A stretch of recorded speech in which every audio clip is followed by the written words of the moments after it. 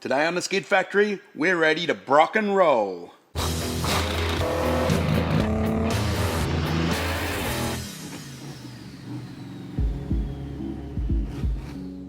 Welcome back to the Skid Factory. This is Shane's 1987 Holden Calais Sport by HDT. We had a good look over this car in the last episode. You can check it out there if Woody puts the link in. It's a pretty cool car, iconic 80s Australian sort of muscle car, if you can call it that. And what we're going to do is make it better. It's been a long time. The poor old Quadrajet that was on it from factory has sort of had its day. It's been relegated to the museum, and we're going to modernise this with some fuel injection. As you know, we are very, very keen on modernising old engines with fuel injection, and this one is no different. What we're going to do is get it to run sweet, have all the control, but still have it looking like it was when it was new. So it's going to still have its cowl induction tray and all that sort of stuff, and it'll look just like Brocky wanted it to look. To do that, we've got some major components. We've obviously got the Haltech Elite 2500 ECU. That was chosen because we want to run a drive-by-wire throttle and 8-cylinder sequential injection. So we've got that. We've got a dual wideband controller to feed back into the ECU. We've got a bunch of sensors just for safety, protection, that sort of thing, oil pressure, fuel pressure. And we've also got a keypad inside the car, so Shane's got a bit of control over stuff with at his fingertips. The drive-by-wire throttle is something that is actually readily available if you know where to look. It's an adapter plate that sits on top of the old 4150 or whatever carb base. It's got both, and converts over to an LS style throttle. This particular one is an LSA supercharger engine throttle. We've chosen that because it's more compact than the LS3 throttle. It's the same pattern and everything, same plug, but the LS3 throttle's got a big motor poking up here, and we have height issues to be able to fit that tray back where it's supposed to be. So that will bolt on after we've modified it heavily as usual. We've also got a dizzy to go in. So the old dizzy will come out, the new one will go in. That's a VT dizzy allowing us to have sequential fuel injection and ignition. It's got 8 LS1 coils. All the leads are already set up. Shane's already mounted that. He's done a lot of the work before it came here, which is really handy for us. One of the major things that's been done already is we've converted the original Brock inlet manifold over to have port fuel injection on it. That was done by a friend of ours down in Maroochydore. It's a really neat setup. It's the same way that Oldcock's XYGT was done, and it's perfect for converting over an old engine into fuel injection. We've got a bit of work to do there. We've got to fiddle with some rails, weld some stuff on, plumb it all up, add a regulator, and do all the wiring. So there's a bit to do. Let's get stuck into it, and we'll update you along the way.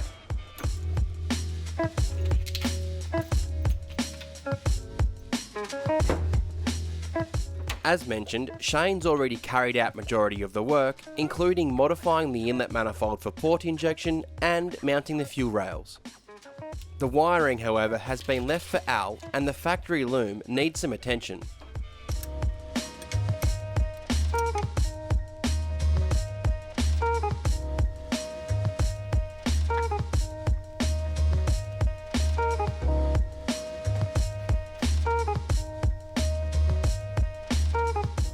Is that like you versus the guy she told you not to worry about? This is the one that talks but doesn't work, and this is the one that just gets it done. What we've done first is to have a look at the original wiring so we can identify things like power, like ignition switch and that sort of thing, that we need to power up the Haltech. So we've gone through and had a look, and these things, because they had different engines fitted to them from factory, they have sort of a main loom, and then they have sort of your optional looms. So this is the engine loom from the V8. You can see I've hacked through it, unwrapped it, hacked through it, identified what we needed, what we don't, and out of 10 wires we need 3. So just ignition switch, kick down, and the alternator light. So there's not much going on anymore, so we'll probably not even use that connector and just sort of neaten things up. While we're here, we're going to make it nicer, I suppose. So the same thing goes with the actual power supplies to the alternator and to the starter motor and to the car. It's got a bunch of these connectors that they're just everywhere, and they just don't need to be there anymore. So that's just a single wire that can go from the battery to the alternator, and that's it. So we'll neaten all that up, but we need to get in there and have a look first. So distributor wise, we've just pulled the distributor out. It's a MSD distributor, which it's just a sort of an 8-pole reluctor, which would then go to a box.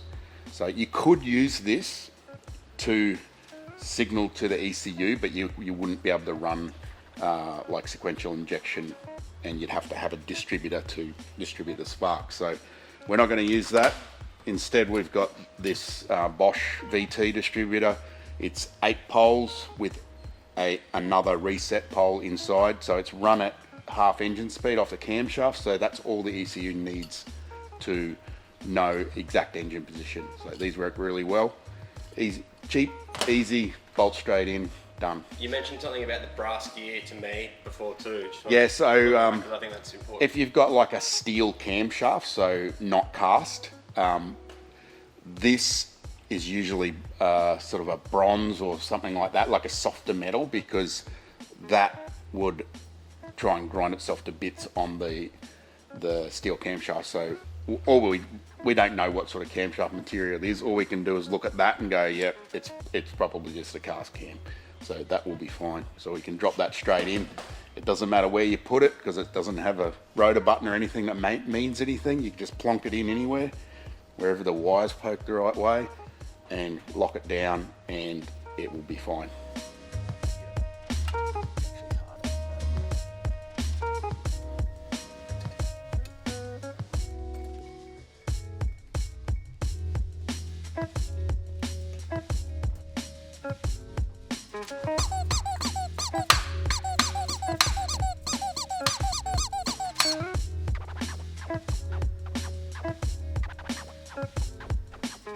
The fuel rail extrusion has been cut to length, and some male -6 AN bungs have been welded onto the ends.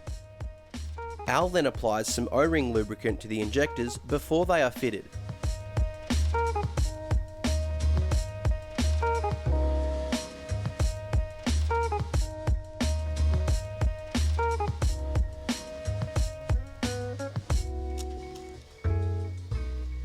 We've finished getting most of the hardware for the fuel injection system in place. So we've got the throttle body on there now, the nitrous plates underneath that. We've got fuel pressure sensor and the regulator here, of course. We've got coolant pressure and temperature sensor, and we've also got oil pressure down the bottom there. And we've just put those injectors and fuel rails on. The reason why I want to do this now is because you can't wire something up that's not there. So it's the same as fabricating. It's got to be there so you know what the length is, otherwise it'll end up too short or too long or just not right. This fuel injection system, you can see, obviously this is a bit different. Having an e-throttle on there, you can also get the 4-barrel type setups for them. But as you know, I'm a massive fan of e-throttle. It's got heaps of advantages and in my eyes, no disadvantages.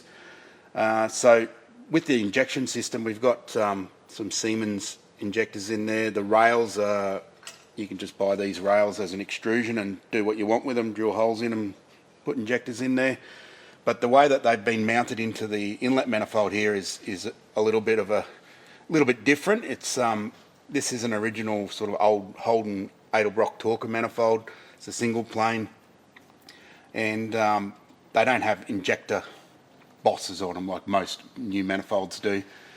You can buy a manifold probably very similar to this that's got injector bosses on it, but this particular manifold's been ported for the cylinder heads and all matched up. And of course, when you cut down the deck surface of a V block, you end up with difficulties with things lining up. So all that's already been sorted out when the engine was built. So what we've done here is I sent it down to our mate George at Racecraft in Maroochydore, And he has this special setup that he does to convert old engines to EFI, where he puts the manifold in a mill and obviously drills through at the appropriate spot. And these things here, rather than welding them in, they are made with a thread on them, and he taps that thread into the manifold and then puts a specialised sort of Loctite on it, screws them down in there, and then lets them set so they'll never move again. And the reason for this is because trying to weld onto a 30-year-old manifold that's had fuel and stuff running through it for forever, and oil underneath these as well, they're not a great casting in the first place. It just makes for a train wreck of a job, and it never looks any good, and sometimes just doesn't work at all. So this is a good way of doing it. So they all bolt up really nicely. Just got to bolt this rail on, make up some fuel lines. We've already got the outlets up here ready to go. Plumb it up to the GFB regulator, and we can get onto the wiring.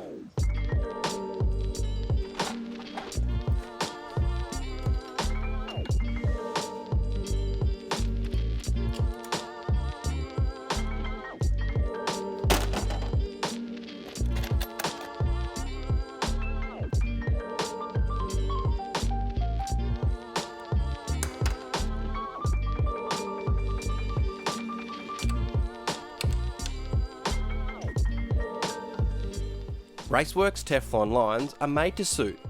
The feed line to the rail is -8, and returning to the Go Fast Bits fuel pressure regulator is -6. Where suitable, the fuel lines are covered in Raceworks fire sleeve.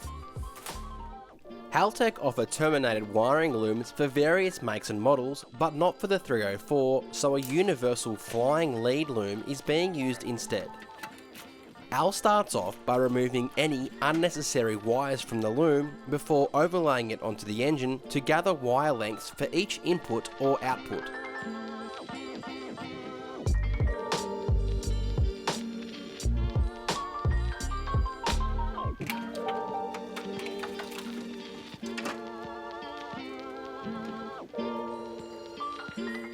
The wiring loom is then removed from the car, and separate parts of the loom are covered in expandable sleeve and heat shrink. Each wire is then terminated with the relevant connector.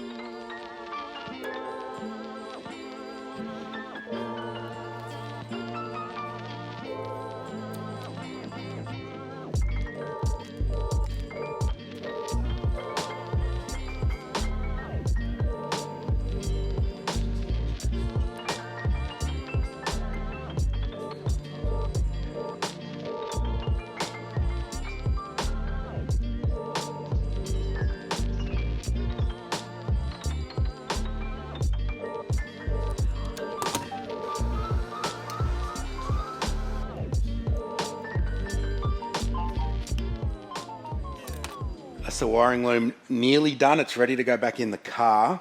We've just got to do some power supply stuff going down to where the battery post is. A couple of things to note. Most of it's pretty standard stuff. Ignition, injectors, all that, trigger, basic. We are running drive-by-wire, so when you use a drive-by-wire setup in this application, you are going to use 4 analog voltage inputs for your foot position sensor and your throttle position sensor. So that uses up 4 of the 10. So there's a few techniques you can use to sort of free up some more AVIs for stuff that's important. Obviously we've got air temperature and coolant temperature that's required. So that's 6. So one thing you can do is the internal map sensor in an Elite 2500 and also 1500 and 750.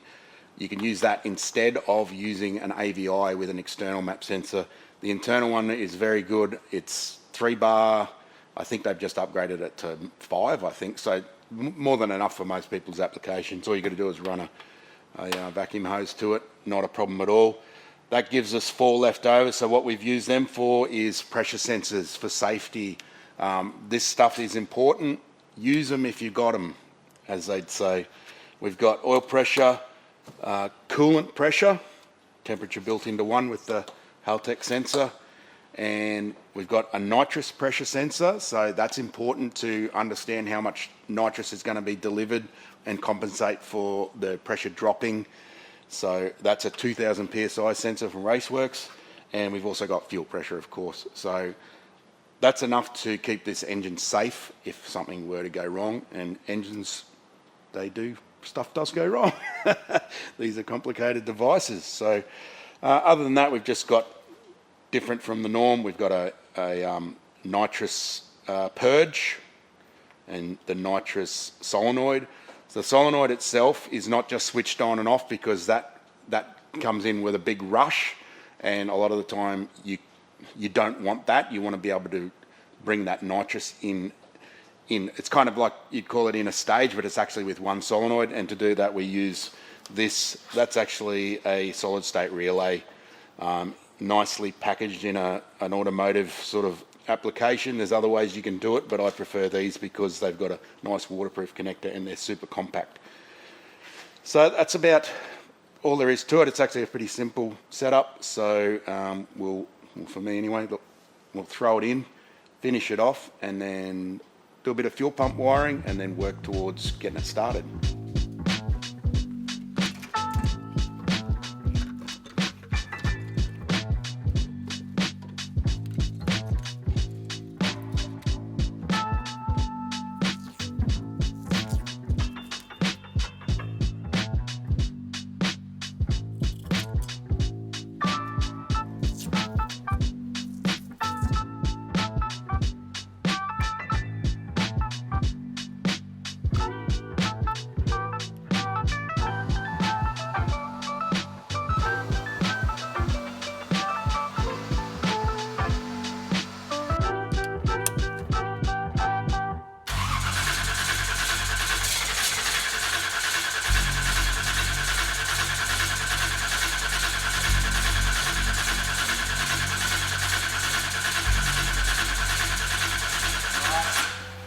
Maybe 19.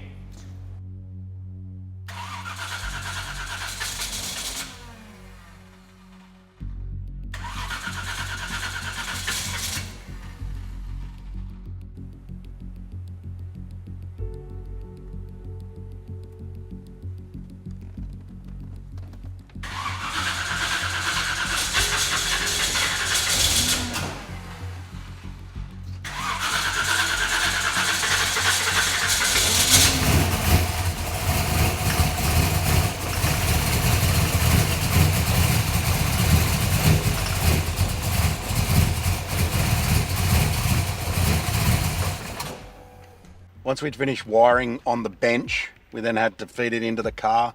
Then we spent nearly as much time integrating that wiring into the car. There's a lot of extra relays and stuff over on this side for the nitrous and thermo fans, and some pump wiring in the boot as well. So that takes a little bit of time. That's all sorted. We've actually configured the ECU. It's a really easy trigger to work out. It's just standard full cycle, so you just basically crank it over and keep changing the numbers until it's firing on the 20 degrees in this case on number one cylinder. One thing you got to be aware of, if it is a sequential ignition, you can have it 360 degrees out, which we did. So obviously it's not going to start. It might pop and backfire and carry on through the throttle body, so which it did. So that's why we introduce a bit of fuel before we turn the injectors on, because if it does that, we know that there's something wrong. So then the first thing we do is just add 360 to our number and then try it again and see what happens. It's just an easy thing to get stuck on if you're sort of new to this, or not new to it, because we still do it sometimes. So that's all good to go. This is a pretty cranky engine. It's got a big cam in it, and it's always going to be more difficult to get going than a stock 1UZ, for example, just because of the overlap, the throttle requirement, how much fuel it needs just to fire up in the first place. So it was a little bit of a mess around. I did end up calling Kai, and he remoted in and sort of sorted out a whole bunch of stuff. I just imported some bits of the crown map for it, and that's a good idea, but I also shouldn't have done that out of an R5 map, because there's a lot of differences between this ECU and an R5. But we got there. I ended up, after we got it running, I turned the ignition off and it wouldn't turn off. So these things happen. Sometimes you've got to be real careful about messing around with that Haltech fuse box. The way that it's wired up, the ECU actually controls the switching on and off of the fuse box. So you got to be careful about adding, like patching into some of those wires. It turns out in this case it wasn't that. I have had that problem before though. It turns out the alternator was backfeeding current into the ignition switch. So once we disconnected the alternator, the engine would switch off. The get around for that, after I peeled through everything I could find, was just to put a diode on the alternator excite wire, and that's sorted that out. So thanks to Mitch from Haltech, I called up Haltech and I wanted them to check out the ECR output, which is the thing that turns the fuse box on, just to make sure that something wasn't out of place there and I wasn't chasing my tail for something that was just in the software. Mitch went through that for me and sorted it out. So it's always good to have those guys on hand. That's what makes, one of the things that makes Haltech so good is the staff. So everything's working now. It actually starts and runs really nicely, which I'm stoked about after a day or so of fiddling around with it. And I guess it's getting close to being ready for the dyno. So we'll do some final checks, change the oil, and that's where we'll head. But how about we fire it up, Woody? Keen as.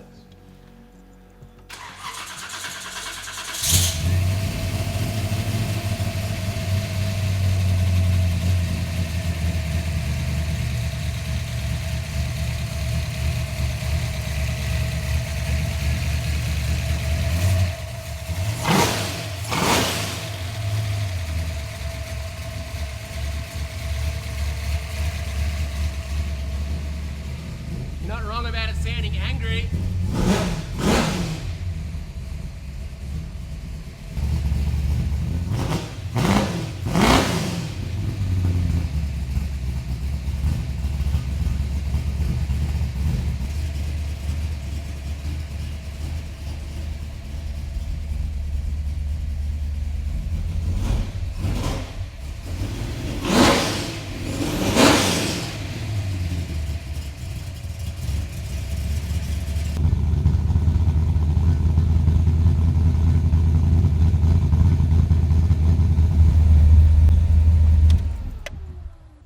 We've had the engine running for a little while. It's working well. All the electric stuff is working, fans and nitrous stuff we've checked. So we're ready to send it down to the dyno. After we put a new fuel pump in it, we have decided to switch it over to E85 because we're going to run nitrous on it, and the compression ratio of the engine's quite high. Kai said he won't do it. So we're going to trust his judgment. We're going to fit a bigger fuel pump, a Pierberg pump from Raceworks. We'll try and burn up some of this old 98, change it over to E85 and head to the dyno. Got the VL all fired up. Sounds good. Runs a treat. Next week, we're off to the dyno to see Kai. He's going to do the keyboard cutting and work his magic. In the meantime, hit the comment section and let us know, have we ruined a classic or have we improved the vehicle? Personally, I reckon adding some EFI to the car would have definitely made it better. But there may be some carby fans out there that think we have ruined the car. So let us know in the comments section. Like and subscribe. Hit the merch store to get yourself in some Skid Factory merch, even though I'm not wearing Skid Factory merch. And we'll see you guys next time. Thanks for watching.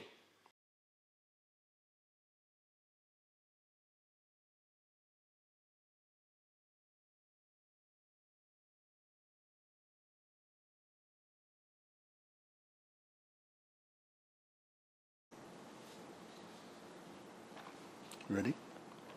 Today? Yo, yo.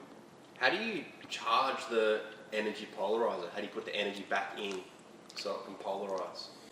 You got to balance it between your bowls and your bunghole and put it out in the sun. What? In your taint. Oh, I thought it might have something to do with the moon or something, and like magnets with tires and stuff like that. You can use the moon as well, it just takes longer. Oh, okay. Radio. And that recharges it? Yeah. How long does the charge last for? It realigns it. Oh, it realigns it. How long is it realigning? Depends on how much power you got and how many Ks you do. Ah, okay. It's in the service manual. Is it? Nice. Righto. Not everything was easy back in the old days, bro.